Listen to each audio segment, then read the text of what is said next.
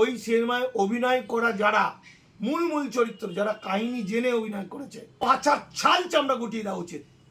শুরু করা উচিত তাদেরকে দিয়ে মার, তাদেরকে বিভৎস মারা উচিত। নাহলে দাঁড়িয়ে একদম টালিগঞ্জ পাড়ায় কান ধরে উঠবস কর যে আর বাংলা এবং বাঙালির অপমানজনক কোনো কাজ আমরা করব না। গোলওয়ালকার বলছেন আরএসএসের, হিটলার আমাদের আদর্শ, জার্মানির ইহুদি যা আজকে ভারতবর্ষের মুসলমানদের সেই জায়গায় নিয়ে আসতে চলেছে। বেঙ্গল ফাইলস বলে 1946-এর গ্রেটার ক্যালকাটা কিলিং, তা নিয়ে একটা বেঙ্গল ফাইলস সিনেমা বানায়। সেখানে দেখানো হয়েছে 46-এর দাঙ্গায় মুসলমানরা হিন্দুদেরকে নিধন করেছিল লাগাতার। এই নিয়ে আপনার মন্তব্য কী? দেখুন, এই যে বেঙ্গল ফাইলস নিয়ে আজকে মোটামুটি বাংলার চিন্তাবিদ মানুষরা এটাকে রিফিউজ করেছে মানে তার ট্রেলারটা দেখেই মানুষ বুঝতে পেরেছে যে এটা আসলে বাঙালি যখন দেওয়ালে পিঠ থেকে যাচ্ছে, বাঙালি যখন হিন্দু মুসলমান মিলছে, একত্রিত হচ্ছে, সেই সময় বাংলাকে বিভাজন করার একটা কৌশল। কিন্তু আমাদের বুঝতে হবে যে এটা একটা প্রক্রিয়া, যেটা এই যে কি বিবেক অগ্নিহোত্রী বলে যে ছেলেটা, যার 1973 সালে জন্ম, যে বাংলার দেশভাগের নামে বাংলা ভাগ এবং ছিন্নমূল দেশান্তরিত মানুষের যন্ত্রণা সম্পর্কে কিছুই জানে না।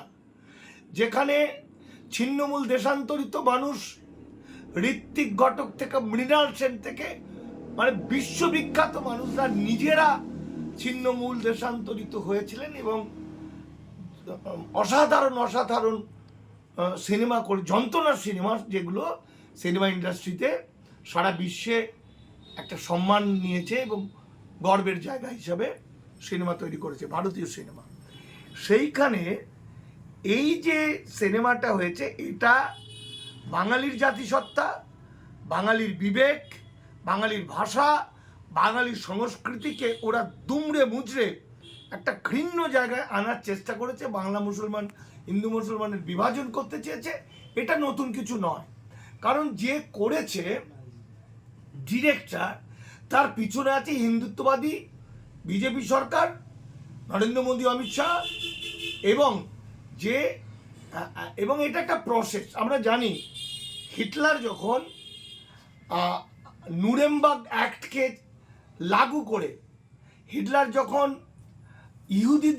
ইহুদি বিদ্বেষ করে তুলছিল মানুষগুলোকে এবং 60 লক্ষ ইহুদিকে হত্যা করার আগে, ওরা কিন্তু এইরকম কিছু ফিল্ম বানিয়েছিল বিভিন্ন ডিরেক্টরকে দিয়ে, সেম এক থিওরি। আজকে হিটলারের উই আর আওয়ার নেশন ডিভাইনে বলছে, এটা গোলওয়ালকার বলছেন আরএসএসের, হিটলার আমাদের আদর্শ, তার নীতি মেনে আমরা ভারতবর্ষকে হিন্দু রাষ্ট্র করতে চাইবো বা আর্য রাষ্ট্র করতে চাইবো। অর্থাৎ জার্মানির ইহুদি যা আজকে ভারতবর্ষের মুসলমানদের সেই জায়গায় নিয়ে আসতে চলেছে। প্রসঙ্গক্রমে তারা কাহিনী আনার চেষ্টা করছে কি, গ্রেটার ক্যালকাটা কিলিং বা ক্যালকাটা কিলিং, যেটা 16ই আগস্ট যেটা হয়েছিল। আমরা জানি যে এই ইস্যুটাকে কেন্দ্র করে আজকে হিন্দুত্ববাদীরা তাদের শুধু হিন্দুত্ববাদীরা এটা নিয়েই ক্যাশ করেছে তা নয়, এই দাঙ্গা আরএসএসকে বেড়ে উঠতে সাহায্য করেছে। এই দাঙ্গা ভারত ভাগের একটা অনুঘটক হিসাবে কাজ করেছে। এবং সেই সময়কার যদি পত্রপত্রিকা আমরা পড়ি, তাহলে এর গভীরটা যদি আমরা জানতে পারি, তাহলে বুঝবো আমরা যা জেনেছি এত দূরে সেটা সবটা ভুল। আপনারা যদি বিখ্যাত গবেষক জয়া চ্যাটার্জির গবেষণা থেকে আমরা যদি কোট করি, গবেষণা আমরা বলি, তাহলে আমরা দেখতে পাবো গ্রেটার ক্যালকাটা কিলিংয়ের বা গ্রেট ক্যালকাটা কিলিংয়ের যে দায়ী করা হচ্ছে, যাকে তৎকালীন অবিভক্ত বাংলার প্রধান হুসেন শহীদ সোহরাওয়ার্দী, যাকে ভিলেন বলা হচ্ছে, বাস্তবে কিন্তু ইনি ছিলেন একদম মনে প্রাণে বাঙালি এবং গর্বিত বাঙালি। শরৎচন্দ্র বসু, নেতাজি সুভাষচন্দ্রর দাদা, বিখ্যাত মানুষ, কিরণ শঙ্কর রায়, যোগেন্দ্রনাথ মণ্ডল, হোসেন শহীদ সোহরাবুদ্দিন, তারা বাংলা ভাগের বিরুদ্ধে ছিল, তারা চাইতো বাংলা ভাগ যেন না হয়। কিন্তু ঘটনাটা হলো, এখানে যেদিন ঘটনাটা ঘটে, মানে 16ই আগস্টের 3-4 দিন আগে হোসেন শহীদ সোহরাবুদ্দিন একটা স্টেটমেন্ট দেয়। সেই স্টেটমেন্টে তিনি বলেন যে প্রয়োজনে আমরা বাংলাকে স্বায়ত্ত শাসনের জায়গায় নিয়ে যাব, প্রয়োজনে আমরা বাংলাকে ভারত থেকে বেরিয়ে স্বাধীনতা ঘোষণা করব, তবু বাংলাকে ভাগ করব না।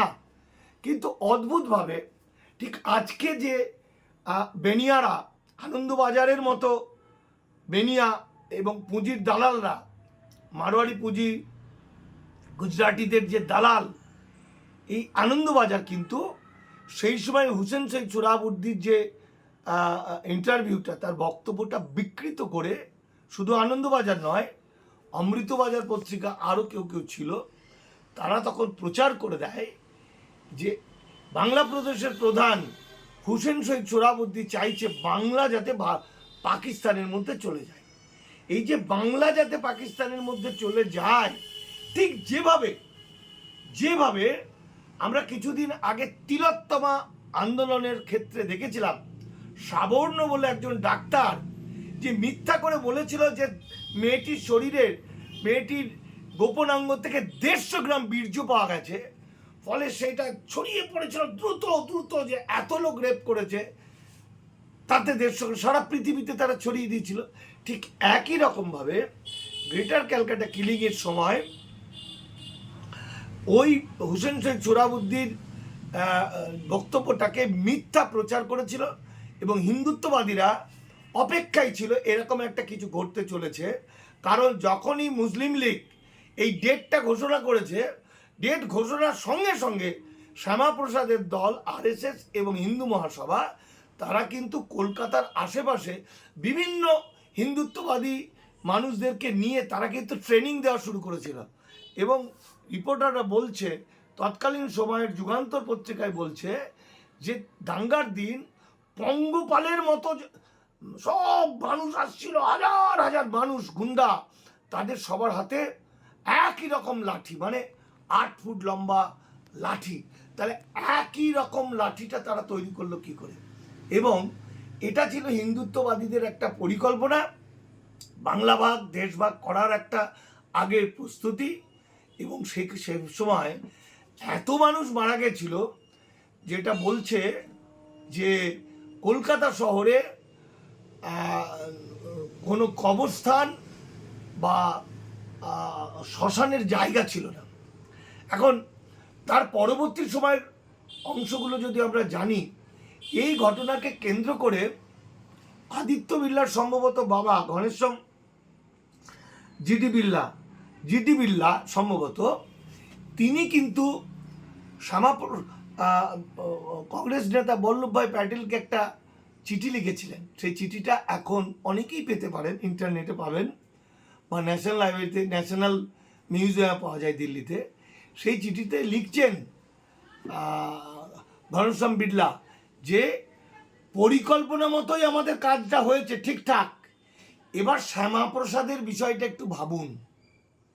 আবার দেখা যাচ্ছে বল্লভভাই প্যাটেল বলছেন যে এই গ্রেট ক্যালকাটা কিলিংয়ের ফলে আমরা অনেক উপকৃত হয়েছি, অর্থাৎ হিন্দুরা অনেক উপকৃত হয়েছে, এটা একটা প্ল্যানিং।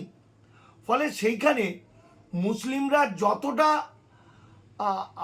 দেখুন, মানুষ হিন্দু মুসলমান বলে কিছু নয়, প্রকৃত তারা মানুষ, মূল নিবাসী মানুষ। এদের মধ্যে কত ভাগ হিন্দু কত ভাগ মুসলমান সেটা আমাদের কাছে বিচার্য নয়। ঠিক যেমনভাবে মুক্তিযুদ্ধের সময় 30 লক্ষ মানুষের প্রাণের বিনিময়ে বাংলাদেশে কতজন হিন্দু মরেছে, কতজন মুসলমান মরেছে, এটা বিষয় নয়। বিষয়টা হলো মানুষ মরেছে, মানবতা মরেছে, নৈতিকতা, বিবেক, মনুষ্যত্ব। সবচেয়ে বড় কথা হলো বাঙালি ধ্বংস হয়েছে ব্রাহ্মণ্যবাদ, মনুবাদ দ্বারা। ফলে সেই ঘটনা মানুষ জানে না। আমাদের যে সিলেবাস, যেগুলো আমরা পড়ি, সেগুলো বেশিটাই বিকৃত। জয়া চ্যাটার্জির কথা কতজন জানে? উনি ডকুমেন্ট দিয়ে দিয়ে দিয়ে দিয়ে বলেছেন।